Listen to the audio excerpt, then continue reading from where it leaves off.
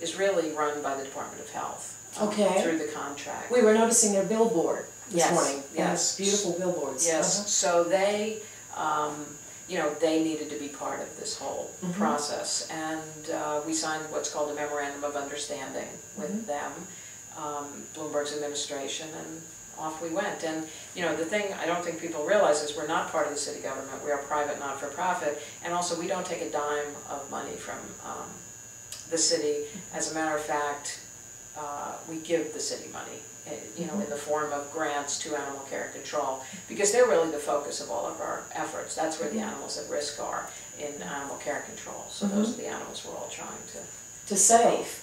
Yeah.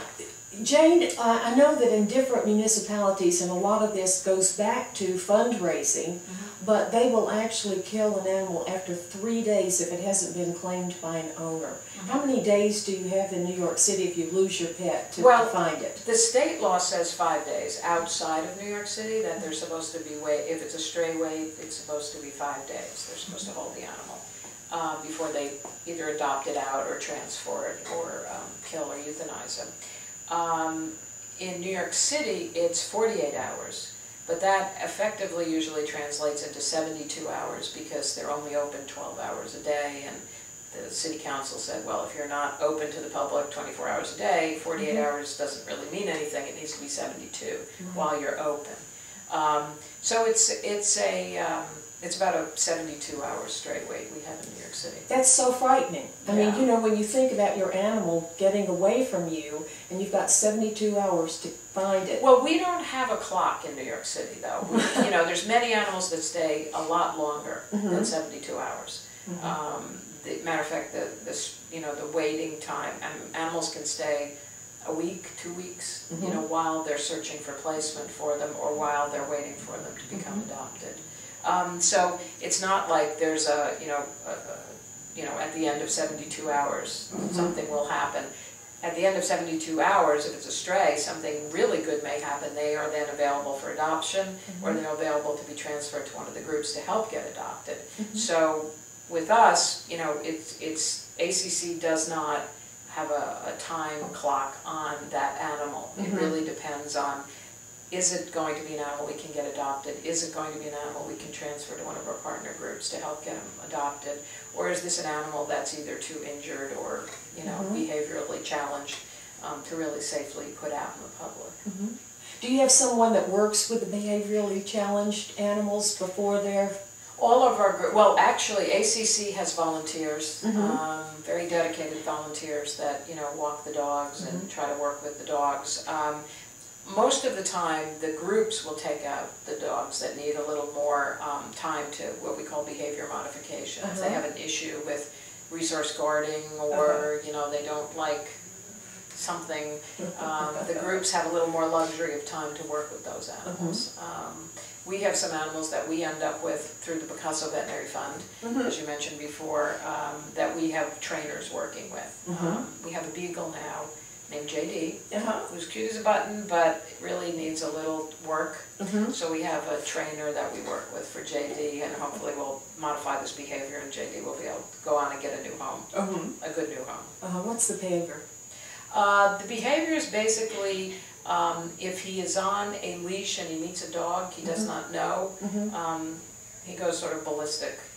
It's sort of a lot of dogs do that. They're fine with other dogs off leash, but on a leash they get very... It's the fight or flight syndrome. Exactly. If you've got me so I can't run, then I've got to fight. Right, exactly. And then, so that's just, but that's easy. That's a pretty easy fix. It's just a desensitizing, according to the trainer.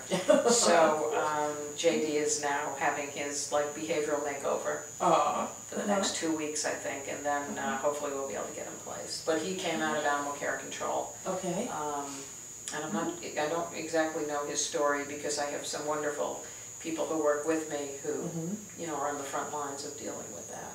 Another one of your initiatives, and I know it's one of your favorites too, is the Feral Cat Program. Yes, yes, yes.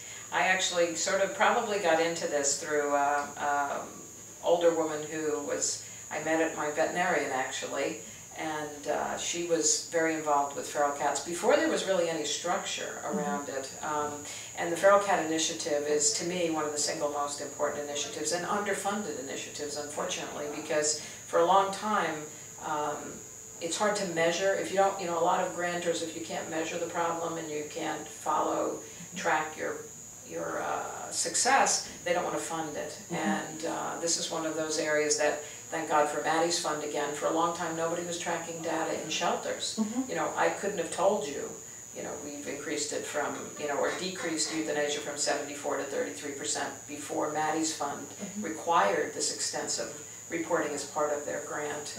And in Feral Cat we're starting to do that. PetSmart Charities is beginning to, every time they give a spay-neuter grant around feral cats, is requiring a great deal of data reporting. So, but what we created here was the Feral Cat Initiative, and we're fortunate enough to have the ASPCA in New York City. Another grant that you were successful in getting, $5 million. Well, it's now 7. Yeah, they expanded it to 7, and they've just recently based on success. Yes, exactly. But they run 5 mobile spay-neuter vans 7 days a week, and they provide an enormous amount of free spay-neuter services to the people who are out there doing the hard work, the feral cat caregivers. So between our Wheels of Hope, which is our transport vans, which helps us transport the trapped cats to the clinics, because it's really hard to get on the subway with 10 cats and traps. So we have this infrastructure built up where we have spay-neuter capacity, we have trained people, we have over 3,000, I think, residents of New York who have come for the 3-hour training session about how they can help feral cats in their neighborhood, or hopefully in other parts of the city. We have the coaches who are the more trained people. So yes, that's one of my favorite initiatives, because it's really important that we address this, because we're not going to be truly a no-kill community if we are not dealing with the feral cat issue. And the only thing that will solve the feral cat issue is trap, neuter, return, which is you mainly trap them, you spay, neuter them, you give them a rabies vaccine, you ear tip them, and you put them back in their colony with their caregiver. And as Becky Robinson from Alley Cat Ally said, they're not homeless, they just live outside, which I love. I love that too. You know what, we can use a few more of those with the rat population going crazy like it is in New York. To become a truly no-kill city, New York City must curb its feral cat population. These semi-wild offspring of abandoned house cats live in our streets, parks, and backyards. There are tens of thousands of them, and they're extremely successful at reproducing. Alliance member organizations working together in the Alliance's New York City Feral Cat Council and Feral Cat Initiative help reduce the feral cat population through Trap, Neuter, Return, or TNR programs. TNR programs humanely trap feral cats, have them vet checked, and neuter or spay them before returning them to their colonies and caregivers. Over time, TNR humanely reduces and can eventually end feral cat populations and the suffering of these cats who live in the streets. Did any event in your life happen to change you so that you knew that this was going to be your destiny? Well, I think it's really this older woman who I met in of all things, in my vet hospital. And she was very actively involved in trying to help the feral or community or stray cats in her neighborhood, and I just sort of became friendly with her. I also then met a woman who's since passed away, who started Legal Action for Animals in New York City. And the next thing I knew, I was helping to found the New York City Bar Association Animal Law Committee, and the rest was sort of history. And it must have taken quite a bit, though, to leave your successful attorney career as being an estate planner and then just to go. Basically, at a certain point, it became clear that this was no longer a New York City Bar Association committee project. We needed to form a corporation. So I went back to my old firm, Simpson Thatcher, and said, would you help us put together, and Victoria Bjorklund, who's one of the foremost not-for-profit attorneys in the country, I think, agreed to take us on as a pro bono client, and they put together our corporation, and and then we're moving along in the discussions with Rich Evanzino, the president of Maddie's Fund, and it became clear that somebody was going to have to do this, and somehow or other that somebody was me, and I'm not quite sure how that happened, other than the fact that, you know, I think you have so few opportunities in your life, really, when you feel you might be able to do something good in an area that you really care about, and I figured, you know,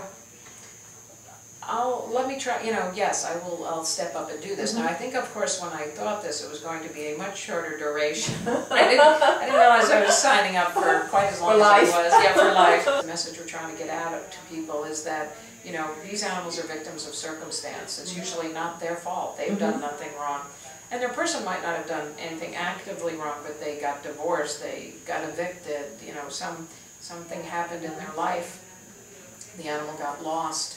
And they end up at ACC, and then we're able to give them a second chance, which is actually I think the slogan for the Picasso is giving little New Yorkers a second chance. Oh, that's a great slogan. It really is. Yeah. You know, 3 million pets are lost every year, and 90% of them never find their way back home. Yeah, we have a terrible return rate in New York City.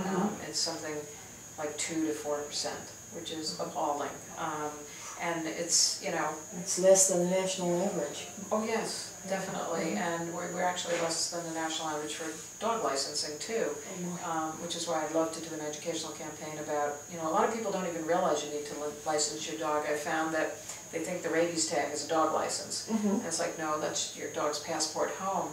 But you're right. I mean, they get lost because they have no identification of any kind, or...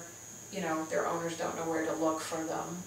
But, you know, it's getting better, but people have to microchip, people have to license. It's the only way, you know, we have a series of ads, actually, some photographer donated to us, and, you know, it's basically a series of dog tags on licenses, and, you know, one of it is, you know, pay $8.50 now for a license or $200 for a reward later. Yeah, you know, if you're lucky.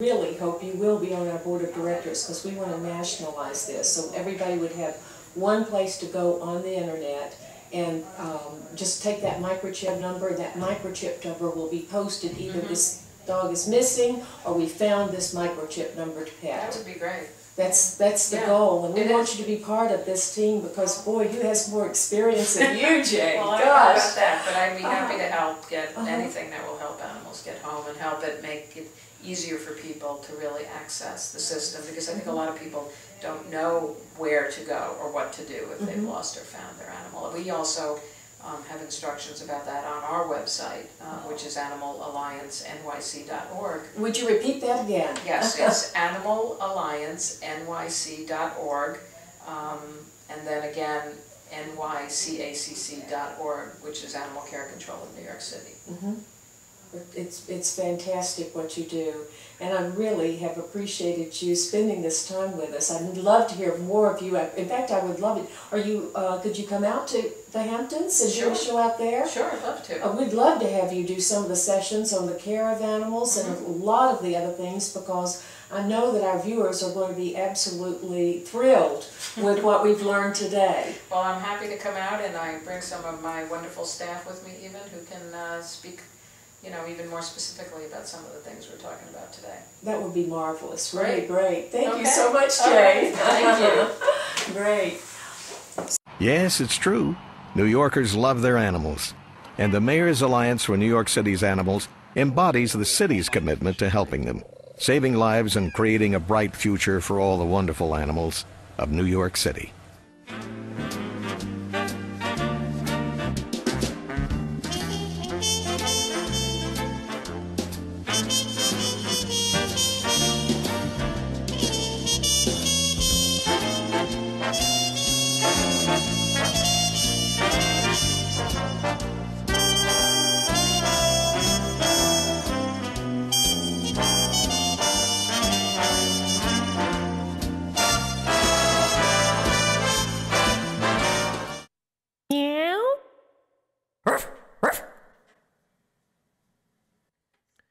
Pet Trustee sponsors Let's Talk About Animals, hosted by Jewel.